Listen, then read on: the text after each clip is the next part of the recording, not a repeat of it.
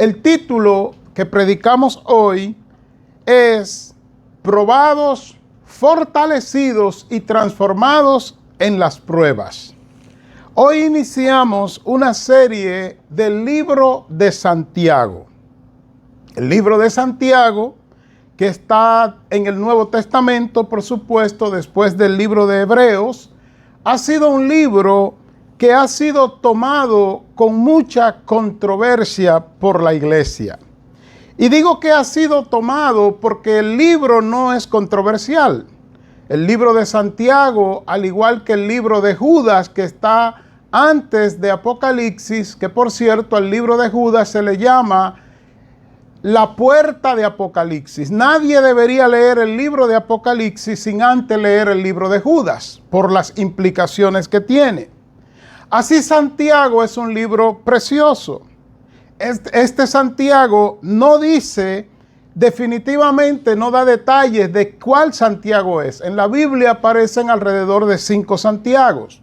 Hay 3 que fueron bien conocidos. Uno que habla el libro de los Hechos, que mataron mientras estaban siendo perseguidos. Otro que no se vuelve a mencionar. Y este Santiago que algunos pretenden no saber quién es. Pero este Santiago era el mismo que estaba a cargo de la iglesia de Jerusalén, que era un líder y que se le llamaba Apóstol Santiago. Es verdad que él no era uno de los 12 que anduvo con Jesús. Es verdad que él no tenía los méritos para ser apóstol. Sin embargo, por quien era él y por lo que él hizo con su vida, se le reconocía como apóstol, se le respetaba como apóstol, se le escuchaba como apóstol, y no solamente eso, sino que él tenía la iglesia más importante de sus tiempos a su cargo, que era la iglesia de Jerusalén. Este Santiago es el hermano o el medio hermano de Jesús. Los hermanos de Jesús no creyeron en él no creyeron en Jesús mientras él estaba en la tierra.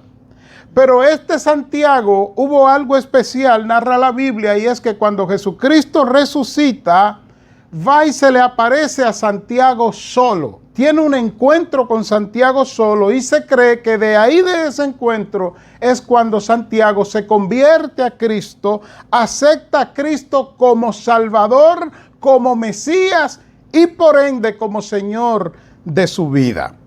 Ahora Santiago se sienta a escribir y le escribe en la introducción de su carta, Santiago 1, le escribe a las 12 tribus de Israel que están en dispersión. Entiéndase que Santiago dedica su libro a todos los cristianos judíos que por la persecución romana estaban huyendo y se congregaban en diferentes lugares. Esto es lo que se llama una carta o epístola general, era para todos los cristianos. Esto porque más adelante en el versículo 2, él ya no habla de las 12 tribus de Israel, sino que él titula a los recipientes de su carta como hermanos míos. Entiéndase entonces que Santiago, el medio hermano de Jesús, entre el año 48 y el 62 después de Cristo, escribe esta carta para todos los cristianos que la recibieran en aquel entonces y hoy para nosotros que somos parte del cuerpo de Cristo. Para entender a Santiago, hay que saber primero que él escribe su carta probablemente antes que Pablo comenzara a escribir, porque algunos ven una controversia entre lo que dice Santiago sobre la fe y lo que dice Pablo. Pero no hay controversia alguna. Cuando lleguemos en esta serie a esa parte, usted verá que no. El apóstol Pablo habla de la fe en Efesios 2 y dice que la fe para creer en Cristo, la fe que salva, o sea, la fe que nos lleva a aceptar a Cristo como Salvador, es por gracia, es un don de Dios. De manera que Pablo pone la fe salvífica como algo que no tiene nada que ver en el hombre. El hombre no tiene obras en esa fe. Y Pablo dice que no es por obras para que nadie se gloríe. Santiago, en cambio, dice que la fe, si no tiene obras, es una fe muerta. Pero lo que Santiago está enfocando es la fe desde el punto de vista del Antiguo Testamento, y es que la fe, que es convicción, que es dependencia, tiene que llevarte a obrar, o sea, a accionar. De forma que no hay contradicción ninguna. La que salva, la fe que salva en Cristo, es un regalo de Dios, no es obra del hombre, dice Pablo. La otra, que es la fe como resultado de mi vivencia en Cristo, de mi dependencia en Cristo, esa fe tiene que tener obras. Y es de lo que habla Santiago en su libro. Mis queridos hermanos, el ser humano, por naturaleza, cristiano o no, cuando se halla en medio de dificultades, tiende a querer acortar o abortar el proceso de las pruebas, o sea, de las dificultades. Eso es normal en el ser humano. A nadie le gusta vivir la ruta, entiéndase, el proceso de las pruebas. De hecho, déjeme darle un dato. Nosotros no fuimos creados para que viviéramos en medio de las pruebas. No. Las pruebas y dificultades llegaron, escuche bien, no con la creación del hombre, sino con la caída del hombre, el pecado del hombre. Dicho de otra forma, Dios no nos creó para que nosotros tuviéramos dificultades. Ese no fue el propósito original de Dios. Entonces se puede entender por qué el hombre, el ser humano, hombre y mujer, cuando está en prueba, quiere acortarla, quiere abortarla, quiere salir de ahí.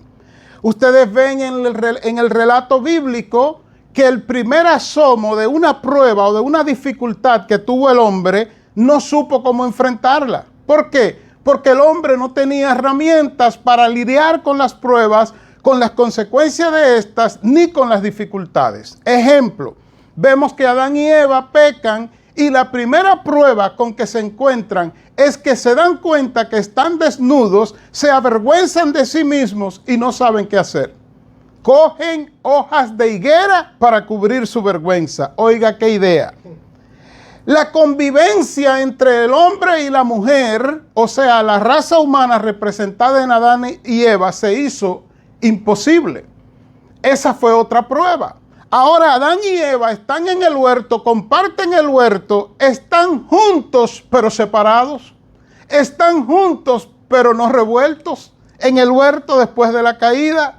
¿Cómo sabemos eso? Porque cuando Adán hizo su defensa, lo primero que hizo fue tirarle a matar a la mujer. La mujer que me diste tú, esa cosa que me diste, es la intención que él está reclamándole a Dios. Pero usted no recuerda que ya antes había dicho Adán que era carne de su carne Eva y hueso de sus huesos. O sea, que antes de la caída ellos vivían en convivencia, estaban en convivencia, en unidad. Después de la caída, la convivencia se hace imposible.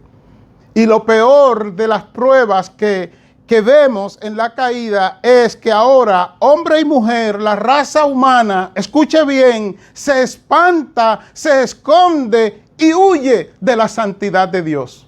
Adán, Adán, ¿dónde estás tú? Y Adán escondido debajo de un árbol, pretendiendo que Dios no lo iba a ver.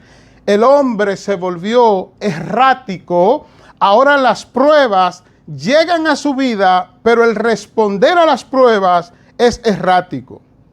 Así que después de entrar en pecado, nos convertimos ahora a Cristo y escuche lo que sucede. Dios pone su Espíritu Santo en nosotros al convertirnos a Cristo. Todo cristiano que se ha convertido a Cristo, que ha aceptado a Cristo como su Salvador, tiene el Espíritu Santo según Efesios 1, 13 y 14. Y la razón por la que Dios pone Espíritu Santo dentro, su Espíritu Santo, escuche bien, es para convertirnos en una nueva criatura.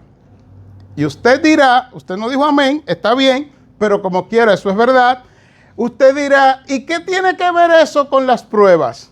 Pues escuche esto, que ahora en Cristo podemos manejar las pruebas, podemos vencer las pruebas, podemos ser fortalecidos y transformados en las pruebas. ¿Por qué? porque somos una nueva criatura.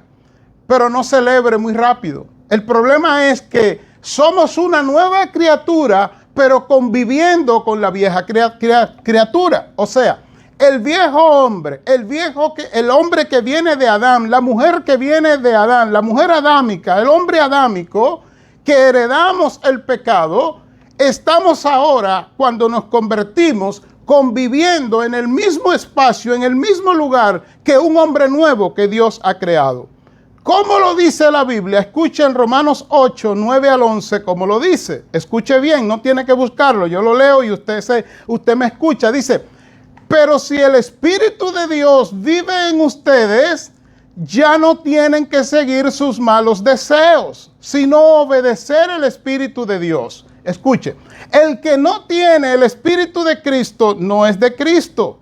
Por culpa del pecado, sus cuerpos tienen que morir. Y escucha cómo hace esta declaración. Pero si Cristo vive en ustedes, también el Espíritu de ustedes vivirá, porque Dios los habrá declarado inocentes. Dios resucitó a Jesús y Él también hará que los cuerpos muertos de ustedes vuelvan a vivir, si es que el Espíritu de Dios vive en ustedes. Esto Dios lo hará por medio de su Espíritu que vive en ustedes. Está hablando de un hombre nuevo en el Espíritu y de un hombre viejo que está ahí en el mismo lugar. Así que hoy vamos a ver cómo en ese proceso, en esa vida que tenemos ahora en Cristo, cómo Dios usa las pruebas, escuche bien, como un proceso, usa las pruebas como un proceso para revelarnos a nosotros las deficiencias del viejo hombre y que así nosotros, dependiendo de él, dejemos que el nuevo hombre crezca en Cristo. Digámoslo de otra manera. El propósito bíblico de las pruebas no es como dicen algunos, Dios te está probando para ver si eres fiel. O sea, que Dios está jugando con mi capacidad, con mi paz, con mi gozo, simplemente para ver lo que yo soy. Eso no es un pensamiento, un hilo bíblico correcto. Dios lo ve todo, Dios lo sabe todo, pero Dios necesita las pruebas, necesita el proceso que producen las pruebas para sacar de nosotros, ante nosotros, frente a nosotros, nuestras debilidades, nuestras imperfecciones. ¿Y qué hacemos? Tomamos esas debilidades, esas imperfecciones, las llevamos a los pies de Cristo y es ahí cuando somos fortalecidos y transformados en las pruebas. Así Santiago, con ese hilo de pensamiento de cómo las pruebas son usadas por Dios, o sea, el proceso de las pruebas, no la prueba como tal, sino el proceso para fortalecernos, para probarnos primero. ¿Probarnos qué? Probarle a usted quién es usted. Usted no ha visto personas que dicen, aleluya, gloria a Dios, pero desde que hay una prueba, usted lo ve, que no avanzan, ya no oran, ya no quieren venir a la iglesia, ya no quieren congregarse, ya están tristes todo el tiempo. Pues ahí se está revelando el verdadero carácter de su hombre viejo, de su mujer vieja. Y Dios usa las pruebas para que nos demos cuenta de esas debilidades y las llevemos a los pies del Señor. Entonces en ese hilo Santiago coge y comienza a escribir. Note esto, la primera palabra que Santiago, que sale de su boca en el versículo 1 es, a lo que él está escribiendo, la primera palabra que llama la atención es la palabra siervo. Note que él dice en la Reina Valera, Santiago, o sea, Jacobo, porque Jacobo es la forma griega del nombre Santiago, por eso cuando usted ve en la Biblia Jacobo, Santiago, es lo mismo. Santiago dice, siervo de Dios y del Señor Jesucristo. Hermanos, predicar el libro de Santiago es precioso porque uno va recibiendo en cada palabra sustento y alimento. Permítame decirle algo. En el idioma en que se escribe el Nuevo Testamento, que es el griego, esta palabra, siervo de Dios y del Señor Jesucristo, no está así, sino que Santiago dice, quiero que preste atención, Santiago dice, yo les escribo, soy Santiago, de Dios, escuche bien, de Dios y del Señor Jesucristo soy siervo. Y usted dirá, ¿y cuál es la diferencia entre que él diga Santiago, siervo de Dios y de Jesucristo, y que él diga, cuál es la diferencia si él dice de Dios y de Jesucristo soy siervo? Permítame decirle, y ojalá que usted adopte la posición de Santiago. Santiago está diciendo, yo no soy un siervo de cualquier cosa. Yo no soy un esclavo, porque aquí la palabra es doulo, esclavo, esclavo de tercera, esclavo sin nombre, esclavo que tiene un amo, que ese amo es mi dueño. Él no dice, como decimos nosotros, yo soy esclavo y hacemos una pausa y después ponemos a Cristo. No, él dice, del Señor Padre y del Señor Jesucristo soy el único esclavo. O sea, yo no soy esclavo de las drogas, yo no soy esclavo de mis pasiones, yo no soy esclavo de mi voluntad. Yo soy del Señor Padre y de Cristo soy esclavo. Ojalá que usted diga a partir de hoy como Santiago, yo de Cristo y del Padre soy esclavo. No es que soy esclavo. ¿Esclavo de qué? Esclavo de la depresión, esclavo del sufrimiento, esclavo de la ira, esclavo de la amargura. No, yo del Señor soy esclavo, es lo que él está diciendo. Y después él continúa diciendo, a ustedes que les escribo, a las 12 tribus y a todos los cristianos de todos lugares, les deseo salud. Hermano, qué palabra tan... Que llama tanto a la atención. Aquí la palabra salud no es lo que usted está pensando. No es que ustedes estén saludables físicamente. Él está diciendo, les deseo que tengan gozo. Y el gozo que él desea, la palabra salud aquí es que ese gozo se siga multiplicando de manera que lo que le estoy deseando es que se regocijen todo el tiempo de manera integral. Él introduce su carta dejando saber que él les escribe con ese propósito. El propósito de que tengan gozo y que el gozo sea permanente. El gozo de Dios en nosotros no debe perecer en medio de las pruebas. Es lo que él quiere decir. Versículo 2 dice, tened por sumo gozo. Y aquí la palabra gozo es un complemento de la palabra salud, que también es gozo, cuando os halléis en diversas pruebas. Fíjese las palabras. Dice, tened por sumo gozo. Para usted, tener o tener tiene un significado, pero escucha el significado bíblico, el significado original. Él está diciendo, consideren, estimen, escuche bien, consideren, estimen, dejar que sobre ustedes, en este caso el gozo, o sea, tengan, estén conscientes, estén dispuestos para que el gozo se multiplique cuando os halléis en diversas pruebas.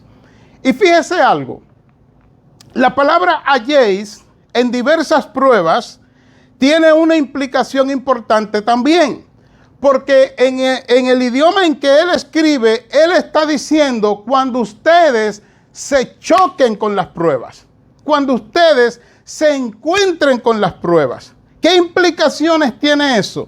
Hay cristianos, y hago aplicación, que no se chocan con las pruebas, no se encuentran con las pruebas, sino que viven en pruebas sencillamente porque decía alguien que las personas que se chocan es porque van en dirección contraria. Pero si van hacia el mismo lugar, es muy probable que se encuentre. ¿Qué quiero decir? No se preocupe, que voy a ser claro. Si usted no vive en la palabra de Dios, viviendo, obedeciendo la palabra de Dios, viviendo con la disponibilidad de que Dios llene, llene toda situación en su vida, de que Dios satisfaga no solamente al nuevo hombre, sino también al viejo hombre que vive en usted, ¿qué usted cree que va a pasar? Usted no se va a chocar con las pruebas, no se va a encontrar con las pruebas, usted va a vivir en prueba todo el tiempo. Entonces Él les dice, cuando ustedes se choquen con las pruebas, para el cristiano las pruebas deben ser ocasionales, pero también no provocadas. no puede ser que usted viva siempre en la expectativa de cuál va a ser mi próxima prueba, sino que usted va por la vida y las pruebas llegan, y entonces dice Santiago, el hermano de Jesús: primero les escribo para que tengan salud, o sea, gozo. ¿Y cómo es el gozo? En medio de las pruebas. Cuando ustedes se choquen con ella, ustedes deben gozarse. Ahora la pregunta es ¿por qué? Recuerde que nuestro título es probados, fortalecidos y transformados en las pruebas. El versículo 3 nos da la respuesta. Escuche ahora: sabiendo que la prueba de vuestra fe produce paciencia. La palabra sabiendo aquí no es la misma que en nuestro idioma. La palabra sabiendo es el conocimiento que se adquiere a través de la observación, o sea, un proceso. Escuche bien, es lo que está diciendo. Entiendan que la prueba es un proceso que produce, o sea, que da como resultado paciencia. La palabra paciencia es una aplicación que hace la Reina Valera de la palabra original. ¿Cuál es la palabra original? Perseverancia. Le pregunto, ¿qué necesita un cristiano para vivir en esta tierra y mantenerse firme confiando en Dios? Perseverancia. Necesita perseverancia, perseverar, saber que Cristo ha muerto en la cruz del Calvario, no para que usted y yo seamos derrotados, no para que nuestra fe sea circunstancial o esporádica, sino para que seamos constantes hasta llegar a la eternidad con Cristo. Entonces el hilo de Santiago es este: yo les escribo a todos los cristianos dispersos, porque ahora nosotros somos el nuevo Israel de Dios. Yo le deseo gozo, o sea, vuélvanse a gozar. Esa es la palabra salud. ¿Y cómo es eso? Pues cuando estén en prueba, estén disponibles, tengan la conciencia de que las pruebas son un proceso y que en ese proceso, el fin de Dios en ese proceso es que ustedes desarrollen perseverancia, o sea, paciencia, porque la paciencia es perseverancia. La perseverancia y la paciencia se encuentran en que la paciencia te hace ver, escucha bien, como dice la Biblia sobre la fe, te hace ver lo que no es realidad, te hace ver como que es realidad, porque tú sabes que Dios está en control. Entonces, Él le dice en el versículo 4, que es el último versículo de nuestro mensaje de hoy, le dice: mas tenga la paciencia su obra completa. Y aquí quiero que hablemos. ¿Por qué tú quieres abortar tu prueba? ¿Por qué tú quieres terminar tu prueba si en tu prueba el proceso no está completo?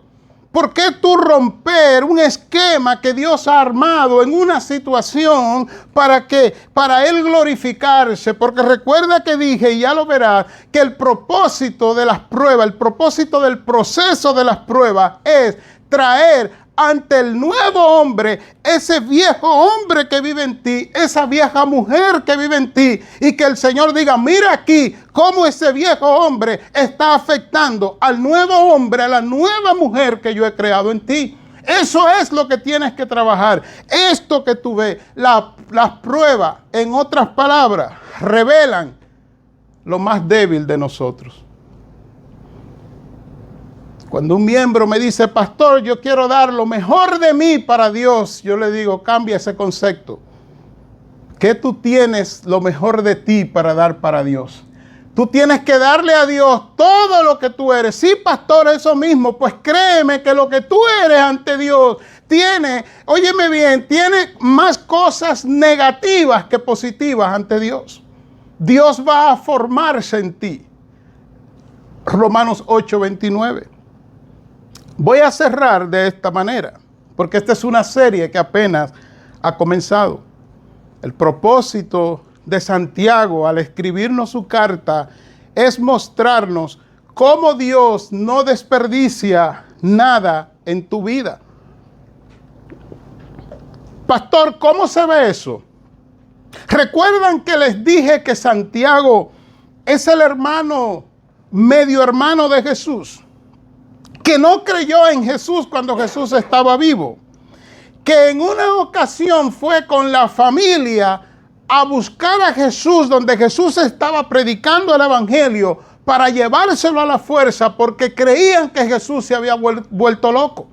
O sea, Santiago no había creído en Cristo, pero narra la Biblia que cuando Cristo resucitó, a uno de los primeros que se le apareció fue al no convertido Santiago, al que no había creído en Cristo Santiago. Y algo hizo Jesús con él, algo le dijo, algo le mostró que hizo que Santiago entregara su vida a Cristo. Así que ahora Santiago, sentado escribiendo a la iglesia, llega a su mente el pensamiento de lo que él era, de sus debilidades, de su falta de fe en Cristo, pero también llega el conocimiento y la revelación de Dios de que Dios no desaprovechó nada de Santiago para traerlo hasta los pies de Cristo y convertirlo ahora en un apóstol de su palabra. Conclusión: Dios no va a eliminar ni rechazar nada de ti, ni bueno ni malo, sino que usará todo como una mezcla en la licuadora para que ese nuevo hombre que Él quiere, bendito el nombre del Señor,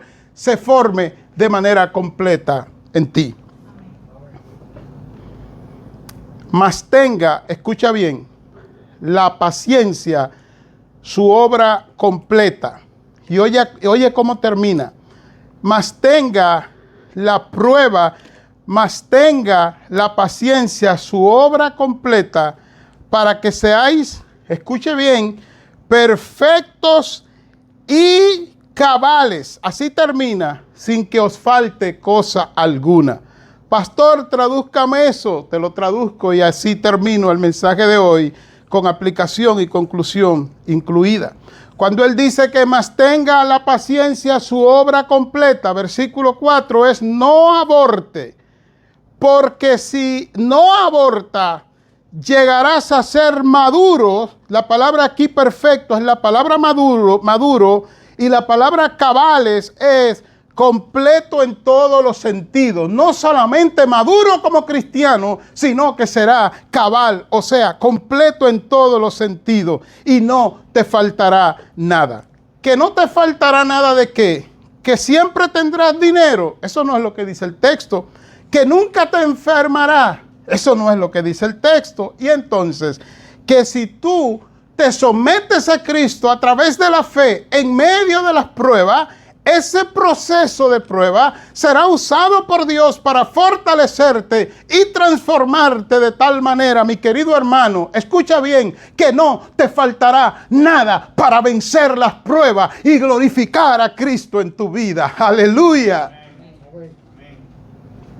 Que podrás estar firme aunque todos estén derribando a tu alrededor. En una ocasión alguien estaba en un lugar y su empresa comenzó a perder dinero y la gente comenzó a separarse de esa persona y las cosas comenzaron a cambiar y la escasez se veía por todas partes en la vida de esa persona. Y lo llamaron unos amigos, una persona cristiana con amigos cristianos, y lo llamaron para decirle: pero fulano, te estamos preocupados por ti, porque vemos que a tu alrededor todo se está destruyendo. ¿Qué es lo que está pasando? Y la persona, convencido de que en medio de las pruebas somos fortalecidos y transformados en Cristo, les dijo: parece que ustedes no han leído el libro de Job. No es que todo se está destruyendo a mi alrededor, es que Dios está preparando el escenario para empezar a construir en mi vida. Y ojalá que ese sea el pensamiento suyo en medio de las pruebas, y usted verá cómo las pruebas, Dios usará ese proceso para fortalecerle, para transformarle, y entonces no le faltará nada. No le faltará nada en su relación y comunión con Cristo y cómo usted aborda los problemas en la vida. Señor, he predicado tu palabra.